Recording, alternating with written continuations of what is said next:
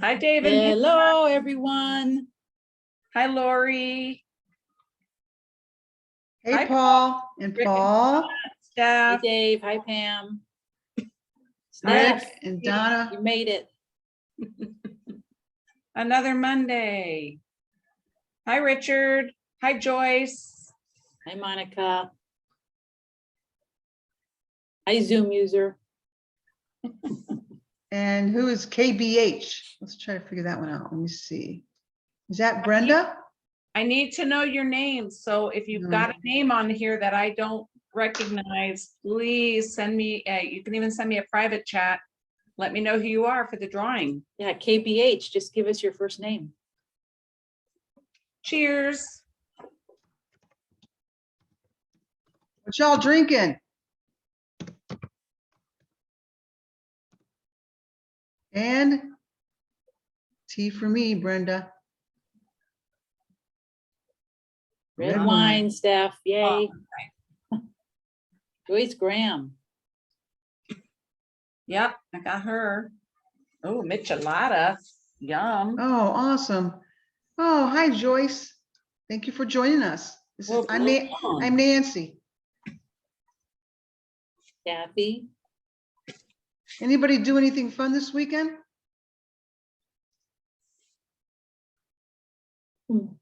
Water. Always healthy, Monica. All right, well, we're waiting for a few more people to pop in. Thank you for giving me your name. If you don't have a name we recognize, please make sure you do, so you get entered into our wine drawing. Someone said Chandler Arts and Wine Festival. Nice. Oh, that's Dave. That sounds fun. Uh-oh. Someone changed jobs. Who changed We need to jobs? talk. Change jobs. Uh-oh. There's a story there, I'm sure. Hi, Kathy. Okay, well, we're waiting for Let's- everybody to kind of pop in here. I'll just. Oh, that's an interesting one. Huss Ranch water. How is that Huss Ranch water? Bruce. All right. Okay. Thanks, Monica. All right. Anyway, let's get started. Oh, shall we? Monica changed jobs. I think we knew that, Monica. That's awesome. All right. Well, first of all, I just want to welcome you all to this week's Happy Half Hour with MoneyWise Retirement Planning. I'm Kelly Bollner, the marketing director.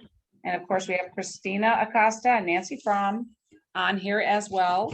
And I just want to go over a couple of things with you guys, in addition to saying hello. And please let us know what you're drinking. I'm at the office today, so I am drinking water. For those of you who may know or may not know, I'm in the middle of a major home remodel. And so the Wi-Fi in the rental house I'm in is not so great. So I decided that being here is probably the best place for me right now so that I can make sure that I don't get disconnected.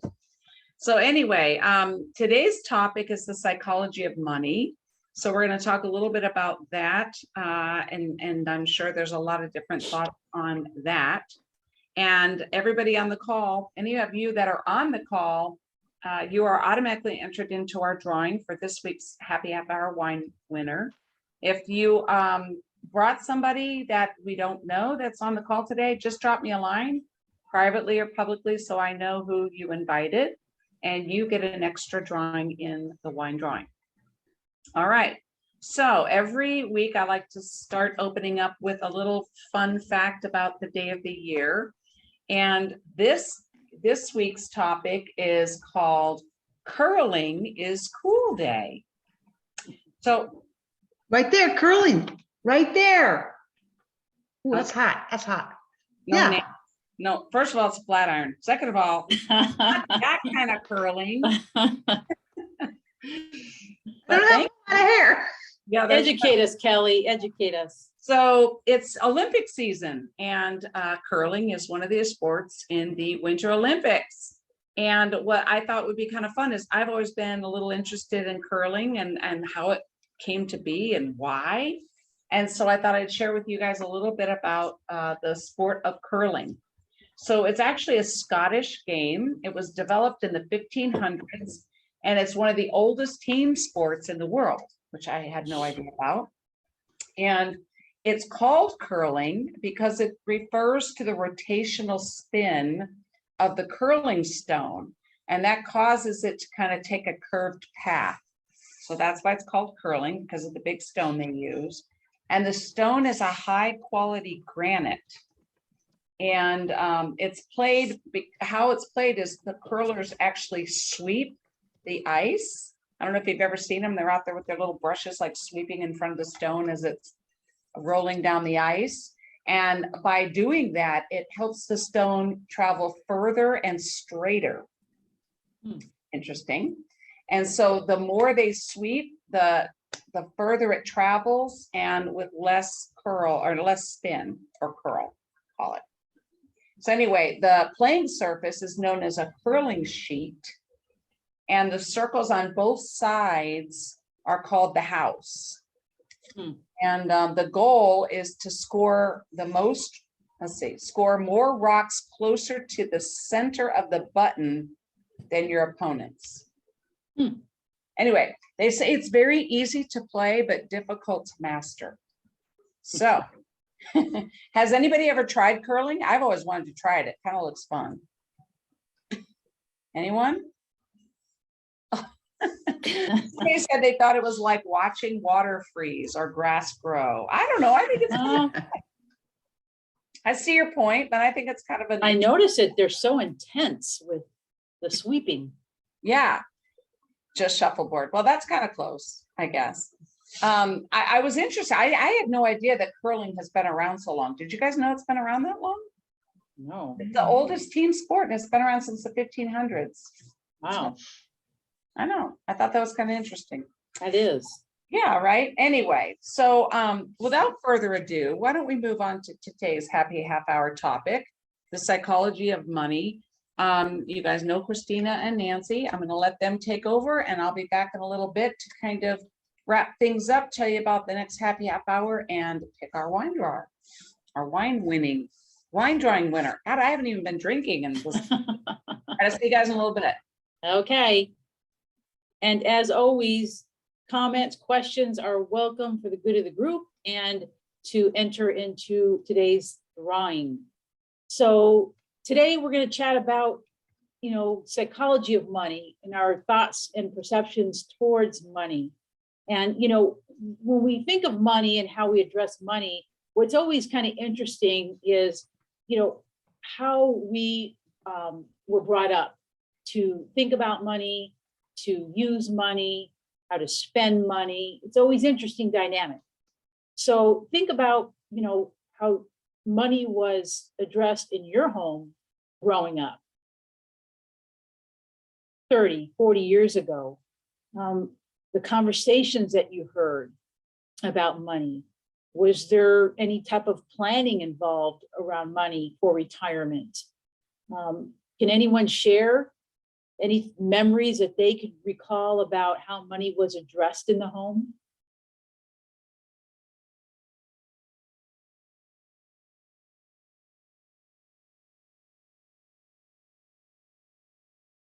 Good conversations, stressful conversations.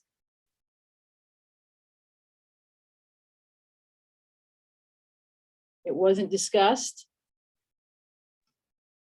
Mom said, pay yourself first. Yeah, that's awesome. That's what my dad always said. If you can afford to go on vacation, then no, I gotta come up with the saying what my dad always said to me, but he always said that too. It was depression, mentality. Wish. Oh, yes, parents, depression mentality. Oh, Yep. yeah. Oh, Parents yeah, for always sure. worried about their money. Definitely. Yeah. It could be a function of our environment, and not just so much around money, but just in general, right? How the decisions we make and the experiences we have is just about our environment a lot of the times. But, when we think of investing, individuals, your willingness to take on risk really takes on a big factor of our experience. And we hear so many times when we teach our classes at the colleges that a lot of the comments you're all making, that it wasn't really talked about, or, you know, just, you got to save it, right? But most of the time, it just wasn't really talked about. Even still today, when we just look at personal finance in general, it isn't taught in the schools. It isn't. How just to handle credit, how to budget. So all these type of experiences with money really leads to what we call biases, right? More specifically, investor biases and the decisions you make with your money, right? So in general, you know, what do we consider a bias? You know, it's just kind of like an illogical or irrational preference that can inhibit us to make, you know, impartial judgments on anything, right? But when we think about our money, that's really what happens, is we may make illogical or irrational decisions regarding our money. And just look around us today. You know what's going on in the market. You know, many people have concerns of what the Fed will do with interest rates this year. The tensions that we're seeing, you know, geopolitically, you know, with Russia, Ukraine, and just the ongoing saga with, you know, the virus. So all these things are in a melting pot, and we just see these markets reacting and going crazy. And it could allow us to make irrational decisions with our money, to really do contrary to what investing really is about, is buying low and selling high. And some irrational type of thinking could mean I need to sell out now because it may go down further. So these are some things that we just want to be cognizant of and aware of when it comes to our money, just to make sure that we are not being biased and making illogical decisions with our money. So a couple of things I'm going to share with you are just some common investor biases that we may not, you know, think about, but, you know, subconsciously, it definitely sways how we make decisions on money. So I'm sure many of you could probably agree that, you know, it's kind of concerning what's going on right now, but how do we prevent ourselves from sabotaging ourselves, right? So I'm going to share my screen with you and go over some common investor biases that is important. And one thing that Nancy and I just always want to share with our clients, and we thank you so much for entrusting us with the decisions we're helping you make. But study after study shows, you know, irrelevant of Nancy and myself, but study after study shows that working with a financial advisor and a financial planner, that the percentage of success, the probability of success that a person will stay the course and stay on the plan that they've designed goes up significantly. You know, just think of it like when you work with any coach. You know, you want to get in shape and you work with a fitness coach. You're going to stay more on track with the plan and your goals and what was laid out for you, because you have, you know, that person that's going to keep you on track and keep you accountable. And that's really what it is here, and what Nancy and I help our clients do every day. So let me kind of just share with you some things that I found kind of interesting. So when we think of this, you know, let me kind of make this a little bit bigger for you all. So, you know, one thing that I find that is a very common investor bias is what we call, you know, this herd mentality right here. And that just is kind of like going with the crowd, right? Doing what everyone else is doing, okay? And that could be a huge mistake, because contrary to popular belief, you know, Warren Buffett is probably the best known for this. He's saying, you know, he's a contrarian, right? If everyone's buying something, you sell it, vice versa. So that's kind of the herd mentality. Overconfidence, I think, is another one. And this is really right here what it says: research states increasingly points to the difficulty of beating the market. So we tend to think that, you know, we can beat the market, and it can lead us to make investment mistakes by being overly confident in certain things and not really thinking it through. This one is very interesting too. It's called availability bias. Okay, so what this really pertains to is what happened most recently is always the freshest in our minds, right? So, and we're not really looking, we're just expecting that the future is going to bring on more of the same. And so think of it with what's going on today, you know, what's available in our news feeds today. Well, not a lot of positive, right? If you really take a look around. So that could lead us to think that we're just going to see more of the same, and could cause a person to make irrational or illogical biases. Okay. This is an interesting one too, hindsight bias. Okay.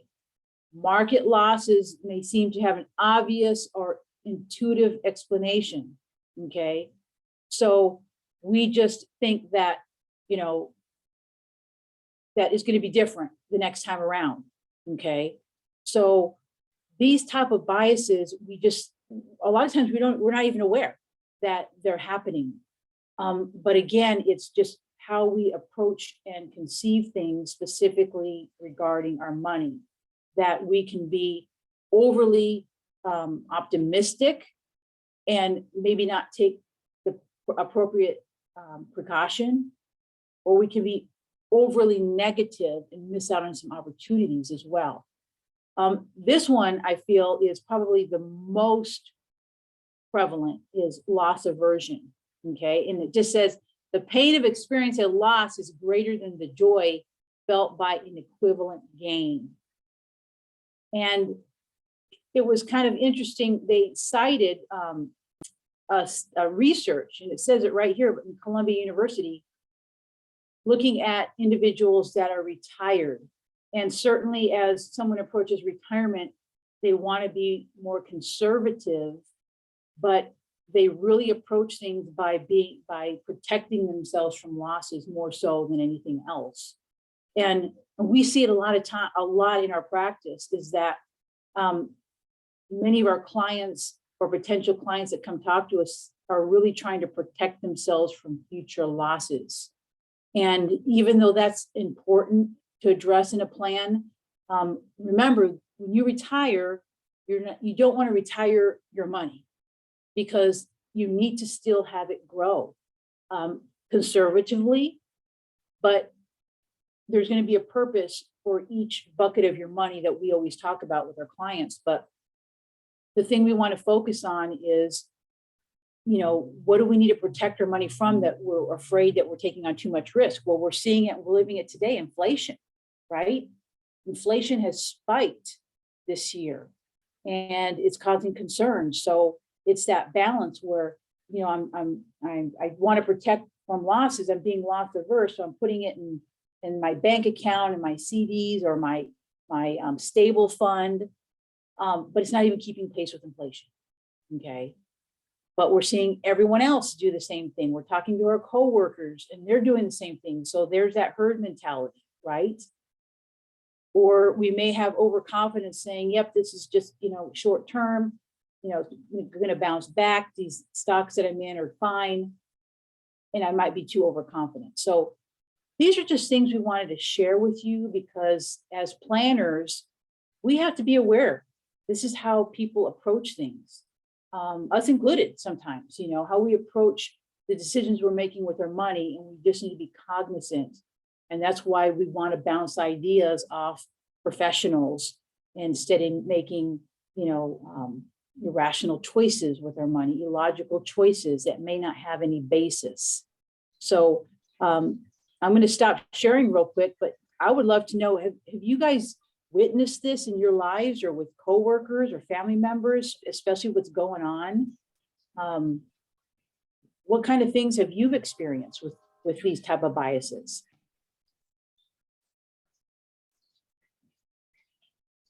what someone said about Bitcoin. Bitcoin did that to me in the last couple of weeks. Crying face. Absolutely. Yeah. Absolutely.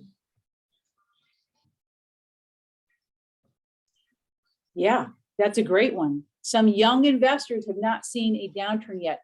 So that could certainly be problematic to have overconfidence, right? Because if you think about it, prior to the most recent years, we've been in a market that's gone like skyrocketing, right?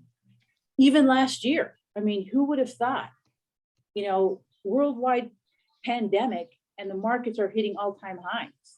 So you're right. Younger generations really have not experienced severe downturns, long-term downturns.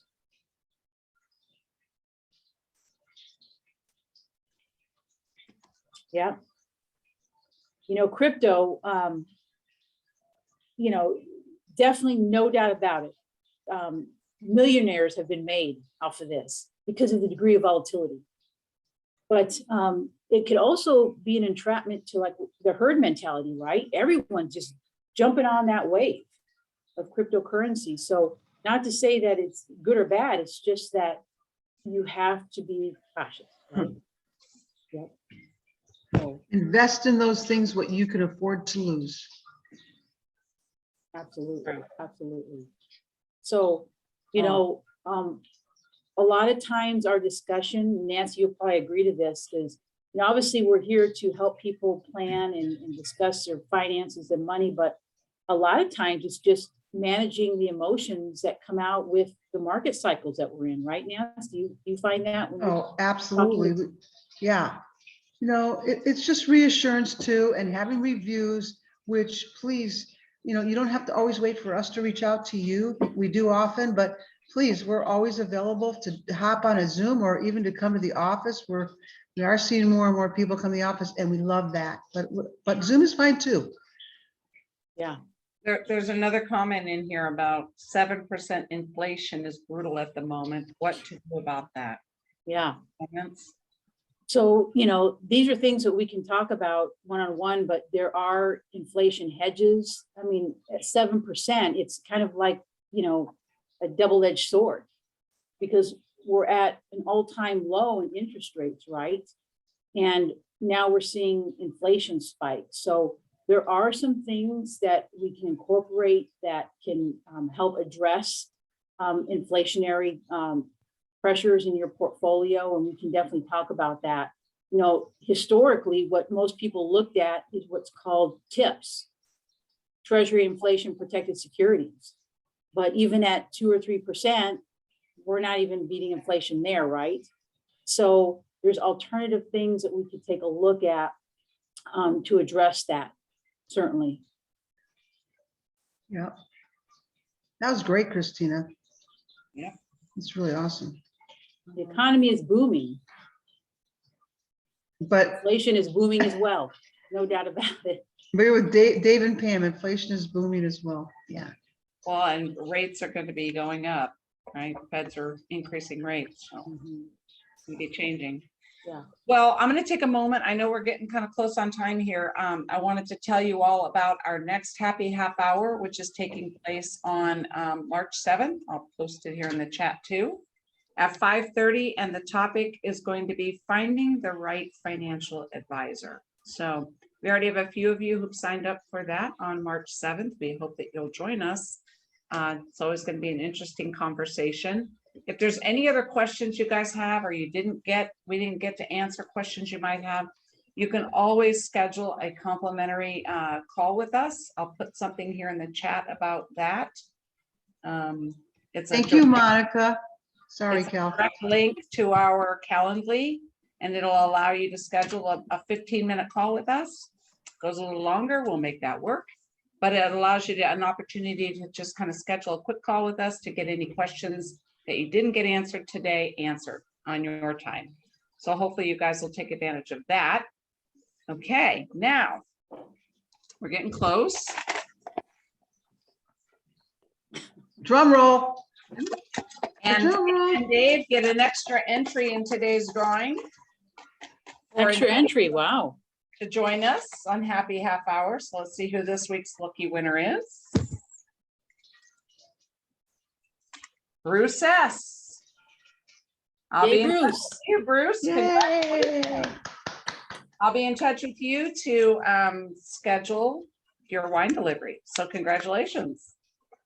All right. Is there anything else we can talk about? We got about 5 minutes. If anybody has any questions, concerns, comments.